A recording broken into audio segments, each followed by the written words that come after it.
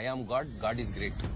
ఈ scene 25 years back ఇలాంటి చాలా సినిమాలు ఒక మనిషి తీశారు. అప్పట్లో అలాంటి సినిమాలు తీయొచ్చని, అలాంటి పాయింట్లు అసలు సెన్సార్ బోర్డు కాదు కదా, అసలు మనుషులకు అర్థం అవుద్దా లేదా, ఎవడి గురించి ఏంటి, ఇదంతా నాకు అనవసరం. ఇప్పుడులో మనం యానిమల్ సినిమాలు చూసి వావ్ వాట్ ఎ క్యారెక్టర్ అనుకుంటున్నాం, కానీ ఆయన ఓజీ రియల్ వైల్డ్ అని.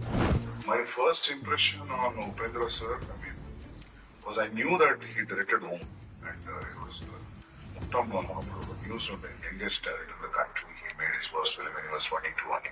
And our screenplay, there was this film in a film that was so new, and the songs, the treatment, sir acting, everything was like out of the box.